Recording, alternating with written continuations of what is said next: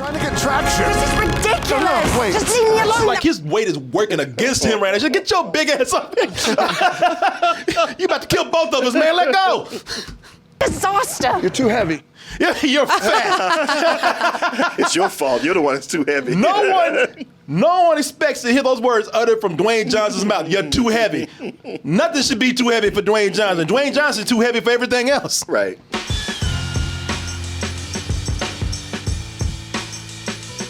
Hey everybody, Double Toasted Live is coming to New York on September 10th. Hey, that's my big birthday weekend, so help me celebrate with you. You can get your tickets right now over at doubletoasted.com or go to x1entertainment.com/double-toasted-Brooklyn. Hey, there's a limited number of all access tickets and VIP tickets. They're going pretty fast, so go over there and get your tickets now. Hey everyone, support our Patreon, which helps us to continue bringing you our live streams, videos, and podcasts while bringing you new content such as exclusive live streams and animated shorts. I'm not hating on this particular movie that we're about to talk about because it's a ride. There's been so many Disney movies based on rides. The shit is almost a genre within itself. Of course, the most popular one, the one that's still reigning champion, y'all know where it is. Welcome aboard the Black Pearl. Damn, shit, that ain't very hospitable. Welcome aboard the Black Pearl. Shit, what if you came in my house? Welcome to my home. I don't think you want me here. You boy. I'll say Joe love you. There you go, Jack Sparrow.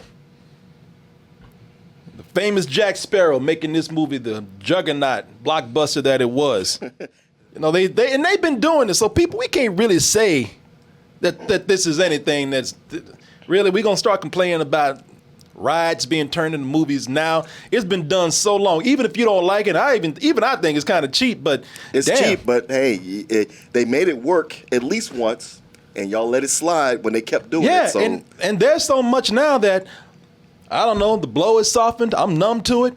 I mean, especially after, they've done so many of them that they gave you enough to like do comparison and contrast with. So now you got something to choose from. Well, because when one that came out that might have been bad, you're like, well, it ain't so bad as, I don't know, them fucking country bears or Eddie Murphy running through a haunted mansion screaming and hollering, bug-eyed and shit. I never even saw the country bears. But yeah, when you look back at the haunted mansion, you're like, this ain't maybe ain't so bad. Yeah.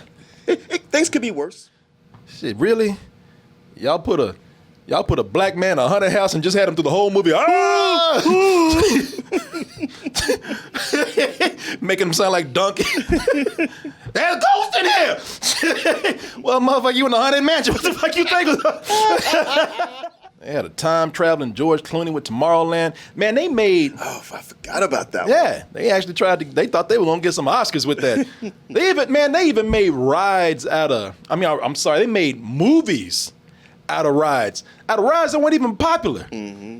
There's a ride they shut down in 1993, and 7 years later, they still made a movie about it. Prepare to abandon ship.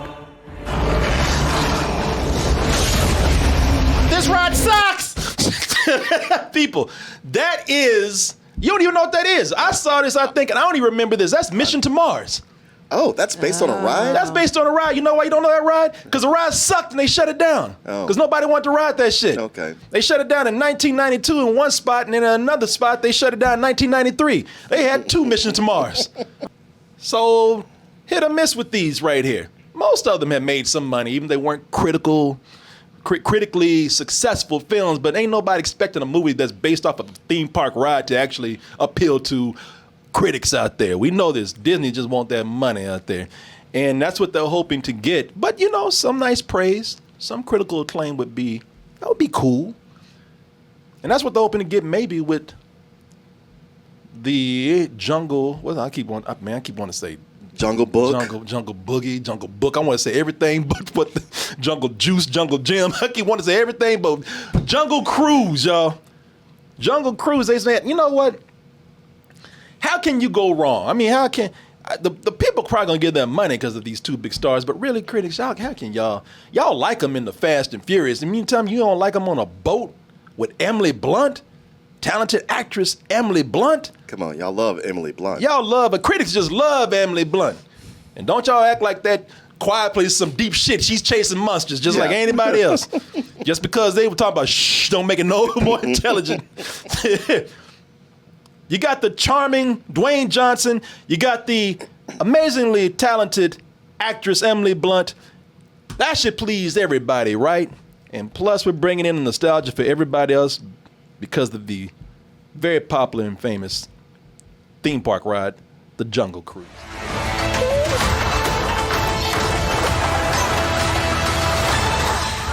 Shipping outlets? Somewhere Jack Sparrow's looking at it. Hey, bitches, nothing. I did it first. I don't got it. No. For goodness sake, just leave me alone. That was a disaster. Didn't go the way I planned. This film, almost impressive in a way, because, look, I don't think it's. Let's not play. You know, this is the Jungle Cruise. It is based on one of the classic staple rides at Disney, but still it's a movie based on a ride. Nobody's expecting high art here. Everybody knows that Disney's just trying to get that money. Everybody knows it's just a summer blockbuster. Now, summer blockbusters, you know, they vary in quality, but how is this one? This film actually it's impressive because, yes, it is a Hollywood blockbuster formula, but it is a formula within a formula. You know, you got characters looking for something valuable while being chased by one-dimensional villains until they meet at the end, and that's where everybody loses their shit and lights are coming out of people's asses. There's an explosion over here. Somebody's hanging from something high off a cliff or a big-ass tree or something. We've seen it all before, but what's impressive here is that they don't stop there. They actually pull up sort of like a mini formula, because with this is just Pirates of the Caribbean, or the Caribbean. Indiana It's Jones. a dash of Indiana Jones thrown in there for flavor. And if you know, and the Mummy, you know, as cool as first one was and everything, that's still just kind of, you know, discount Indiana Jones. Yeah, it anyway. is. So, It is. yeah, so you know this right here, man. But the reason why I say it's more Pirates of the Caribbean than anything else is because of the reasons I just told you, right down to those people, those cursed beings, and you know, those damned souls. Those ain't nothing but excuses for a crazy-looking CG character. Sure. You remember all those cursed the fish people? Yeah, they were melded with the animals from their environment. Yeah. And this time it's conquistadors melded with the animals from their environment. Yeah, which is even sillier right here. Now, one of them is actually cool. They got because you remember that, like in the Pirates of the Caribbean, they had like a crustacean man. You know, they had one dude with a lobster claw, another man with half a, you know, a fucking dolphin face or something. But here, you got these conquistadors. They just kind of take it to a sillier level here, if you ask me. I mean, I'm not saying it's all bad. They got to, because who's the guy that plays the lead conquistador? Your boyfriend, Edgar Ramirez. Yes. You talking about going out and finding a new Latin boy toy. Edgar Ramirez is so awesome. That fool can have snakes on his face and still look hot as hell. he played. Look at this man. Shit, even in that trailer. Let's see here. Shit, even in that trailer, he had a snake pop out his cheek. Out his cheek, like he popped a pimple and the snake just came. The snake just came out. Yeah, the pus is green and the shape of a snake. The pus is green and has fangs. Shit, you thought your acting was bad.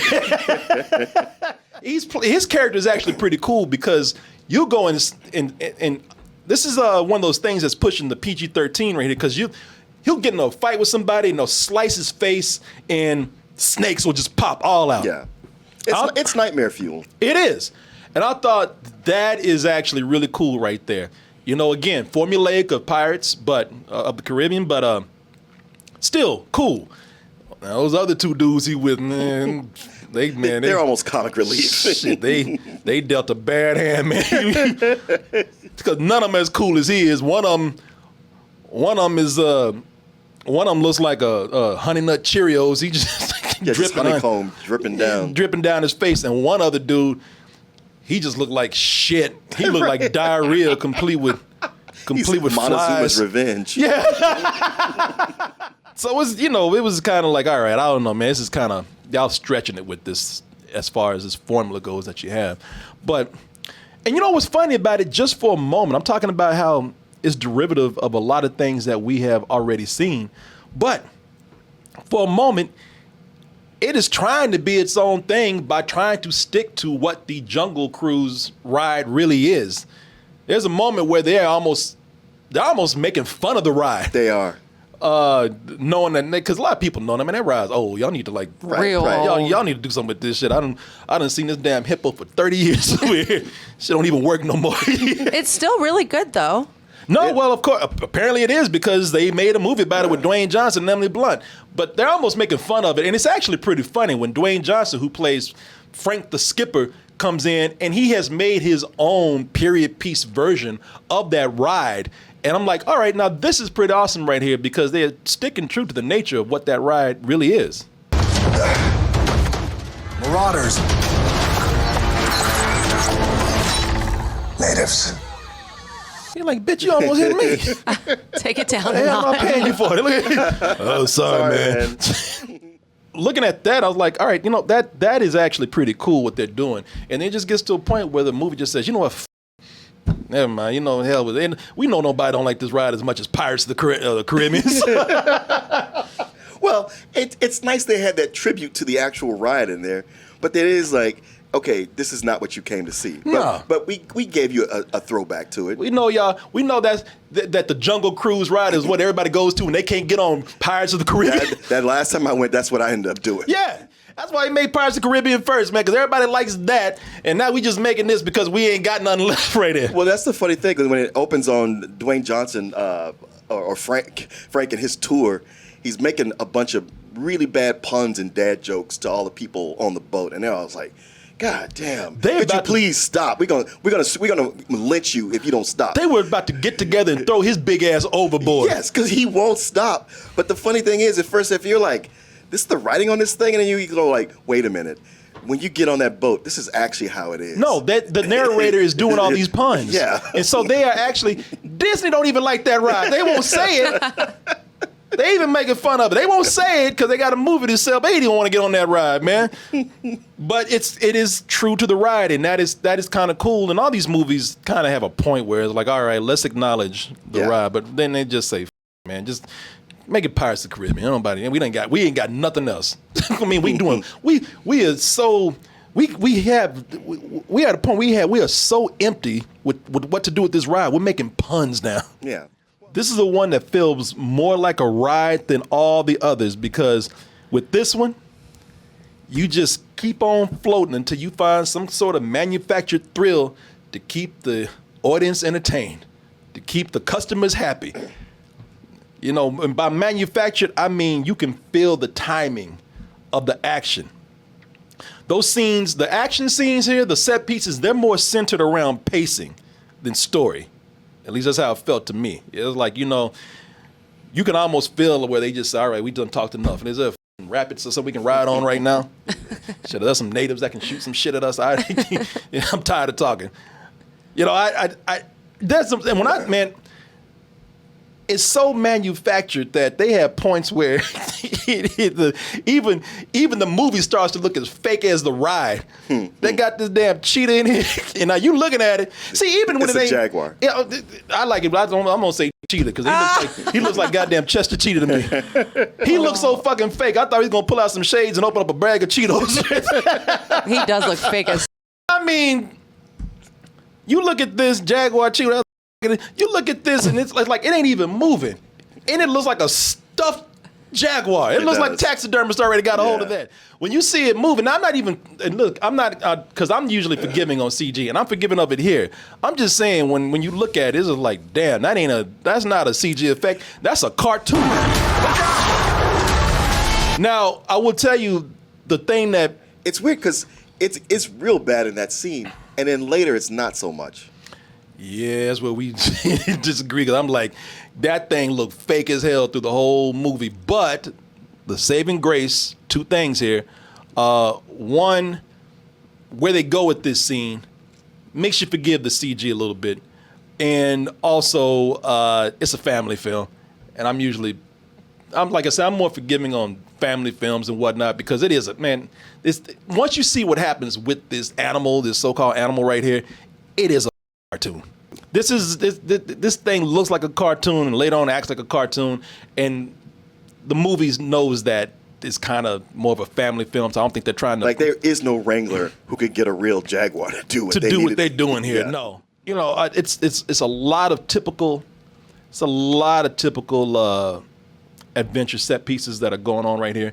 And I'm not saying that they're bad or anything like that. No, you know, when I say typical, it's just, hey, this is what you're going to find in these type of adventure films, especially if you're in the Amazon. You know, you're gonna find the rapids, the piranhas, you know, last minute turns before going down a waterfall. You know, they're jumping explosions at one point. And you know, those are fun. Those are pretty cool, but there's also a lot of time that I think is taken up by wacky Jack Sparrow antics. Again, going back to, all right, we ain't got Jack Sparrow no more, but hey, we still got fucking ladders and, and ropes and things that we can bounce off of. You know, you have the heroes running from generic henchmen, doing crazy stunts, and I don't mind that. It just seems like for a large portion of the film, a large portion of these scenes, these antics don't really go anywhere. They're just filling in time, bouncing all around, you know, bouncing off shit, tearing up rooms, destroying cities. Up until they just run out of shit to bump into. Oh, damn. Shut up. What? Yeah, say something. You gonna be down there with her. Aren't people sick of looking at his face? Who's The Rock. I'm so tired of looking at him. Actually, you know what? Let me say this. I don't mind these kind of scenes. These scenes have been done. These kind of, as I said, these hijinks, these hijink type action scenes that we have here. Those have been a staple of adventure films since serials came out back in back in the 30s and 40s and whatnot. It just seems that there's not too much to the movie a lot of times, and it just seems like these are thrown in out of necessity more than actually blending into the story, because it really does feel like at moments. I mean, imagine if you were on a ride and you stopped so you could just see the actors perform a thing, and then, all right, you saw that, people, all right, let's move on to the next stop. And if this had actually had, for me, if it had something more of a, if it had more impact on the story, if it felt like we weren't stopping everything just to see the required action scenes that we have here, it might flow a little bit better. But I'm going to pass this on to Martin. But to answer your question, you say we sick of seeing Dwayne Johnson, he's in every movie, I feel like. Every movie like this, like, he's in it. He's like, Daniel, I don't think so. He's like, I think you can't resist this smile. He's got to be expensive too. Like, there's millions of other actors. Pick somebody else. Well, he's still a draw. He tries to snap up every job that's available to him. Yeah. Is he bringing that big of a crowd though? Like, are people going to see it because he's in it? He's actually one of the few people who can get people out to go see. He's one of the highest paid actors right now. He said, Daniel, don't act like you don't love this. I'm surprised Kevin Hart's ass ain't in it. Is he? No. I mean, I don't know. Maybe he sat on Kevin Hart. He's sticking out his ass right now. But I'm going to say, if there's any reason why this works, or if any of these things kept me interested in the film, kept me going with it, it was Dwayne Johnson. Wow. Yeah, man. Dwayne Johnson is charismatic. He's charming as hell. I know, but he's like the same character in every movie. He does, and it's charming. I mean, and he's not. I mean, a lot of times he is. But what I can tell you is that going into this, I felt that same way. Like, man, can I just see a movie without The Rock in it? Yeah. But seeing him here, I was like, you know what? Never mind. Keep him coming. That's why he's in every motherfucking movie. Yeah. You know what? Yeah.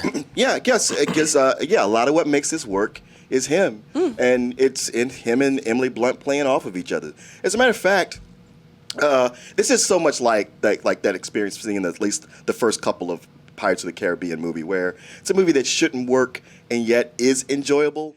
Dwayne Johnson and Emily Blunt, and even the character of her younger brother, who was foppish for so long, kind of comedy relief, and yet does have kind of a turn that was like, all right, this is the first time y'all have done something progressive and actually done something with it, not just gone like, hey, look what we did. You know, like I said, if there's anything to keep you interested, it's Johnson and Blunt. Yeah, that sounds like a hippie law firm. Or a sex and marijuana store. Did you get busted for possession? Come see us. It's a dude in a beard and a t-shirt. And believe it or not, I'm a lawyer. Come see me, Johnson and Blunt. But yeah, man, these two, they do work so well together.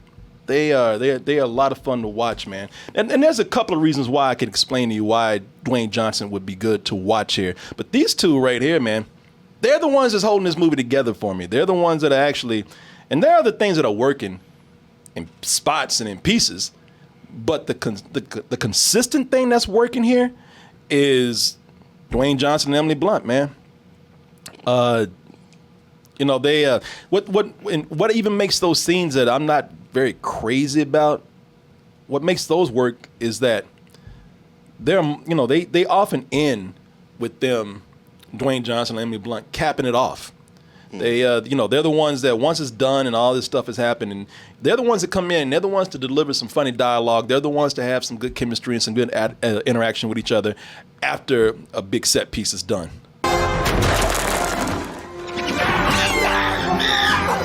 Damn, that monkey's tearing their head up, man. Jesus. While that monkey was in the cage, that guy must have been one of the people come by going, ooh, ooh, ooh. Oh, yeah. He was like, all right, bitch, I'm going to remember this. He was talking shit to that monkey the whole time. And that monkey was looking at him the whole time. You know what? Open this cage, I'm going to you up. That man has no eyeballs left after that. No nose.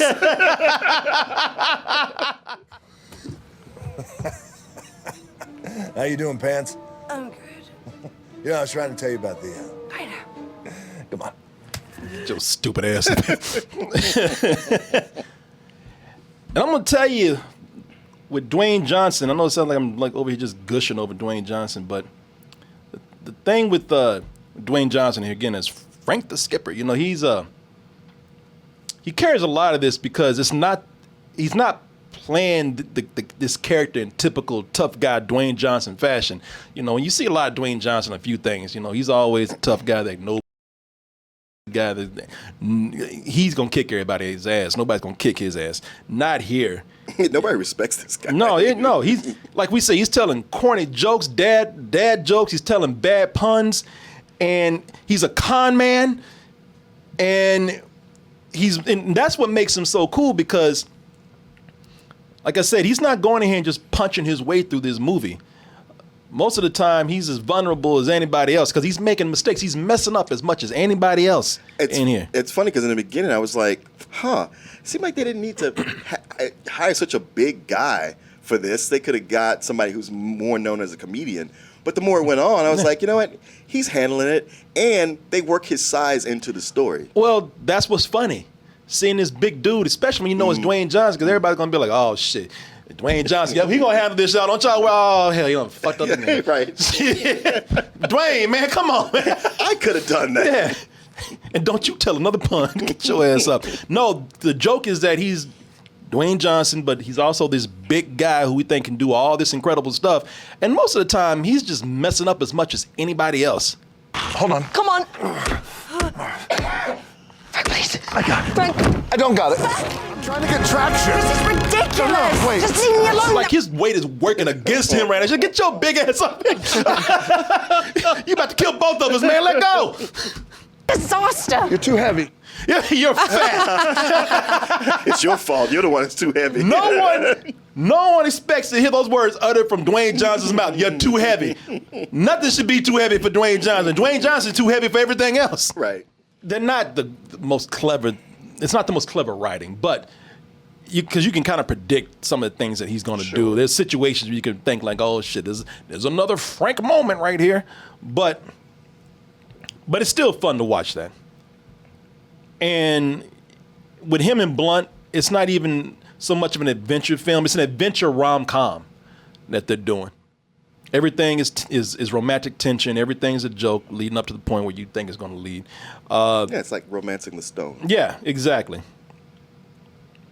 I even like the story of the conquistadors here. I thought that the conquistadors had an interesting backstory. It's weird how it starts out like, okay, this is weird, and then later when they go into it, you're like, huh, this has a few more dimensions than I would expect. Yeah. You know, the conquistadors, they had a deeper story than I thought. Though they go a long way to give this ride a backstory right here. Yeah, it's a bit much. Yeah, it's a lot. I'm like, you know, it's cool, but damn, ain't that goddamn epic. Jesse Plemons, man. Jesse Plemons is, y'all know Jesse Plemons, Creepy Todd, and, you know, pretty much anything Jesse Plemons plays is kind of creepy. Yeah, there's just something about his face and his delivery. Yep. Here he plays, again, here we go with the Indiana Jones connection. He plays a Nazi. What's that? This is before World War II. He's not a Nazi. He's a Nazi. German. He's German, but he's a Nazi in the works. Yeah. Oh my gosh.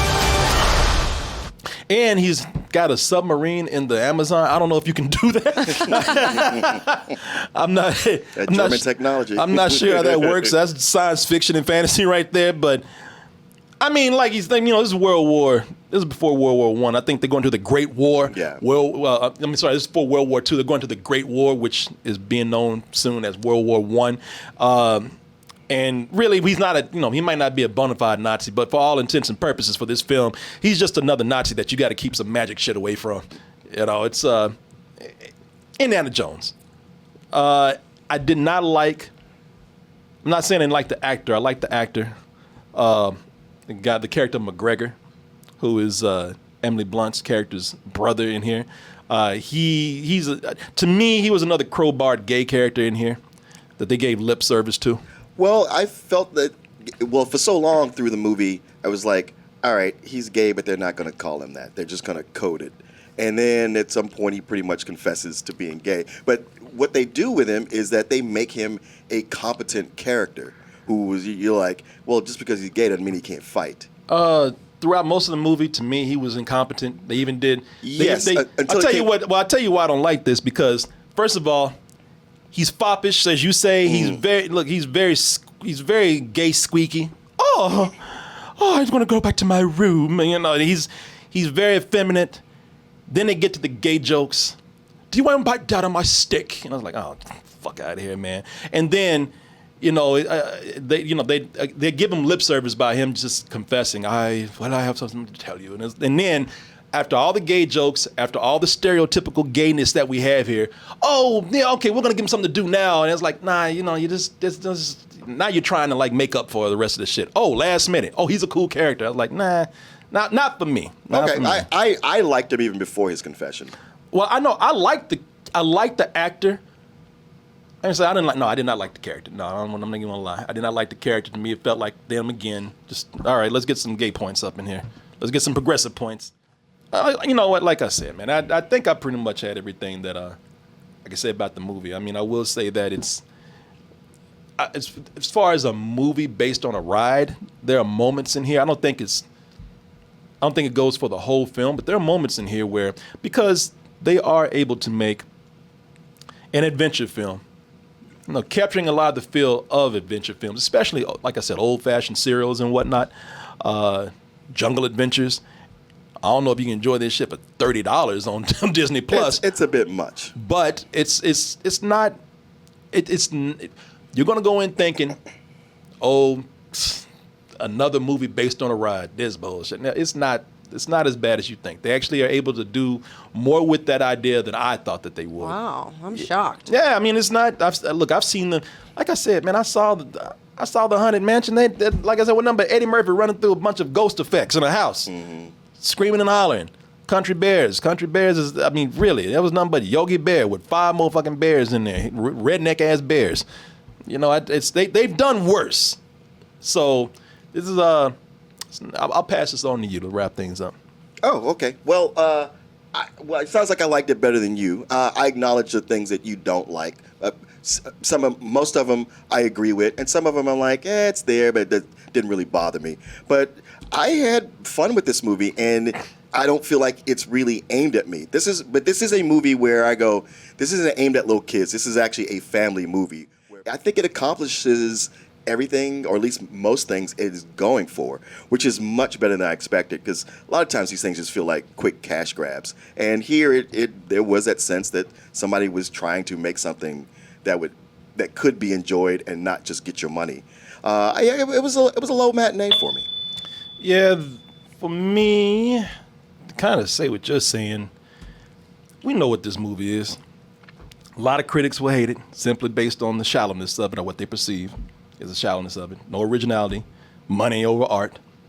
So for me, it's a high rental. Yeah, I don't know if I would want to see this in the theater. I couldn't justify it for myself, but watching it, just and having fun with it, I can see the fun in there, man. Yeah.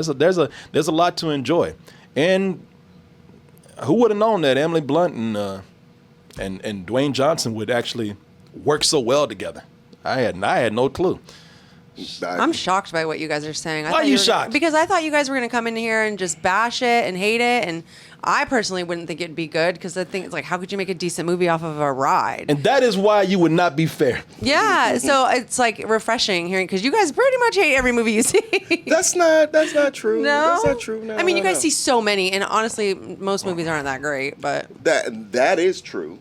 But no, I mean, we at least, I don't know, I try to see the positive. yeah. No, you guys have, you have a balanced critique every single time. I'm not saying you guys are coming here bashing all these movies. There's You want always to a give your balance. review of this? No, I've never seen it. Did you guys? That doesn't matter. Apparently, you got your mom ass. No, I'm reviewing your review of the movie. But I'm sure most people tune in to watch us bash the movie. Oh, for sure. Yeah. Did you guys see this in like a screener I at saw home? it on or? a screener. I saw it in the theater. Okay. I'll tell you, I'm going to give Danielle's review. Oh, my God, another stupid movie based on a theme park ride. Why do they keep doing this stuff? I mean, this looks so dumb. This is some bullshit. You are such a hater. You're a hater. You didn't even like this. I didn't even I see liked it. your review.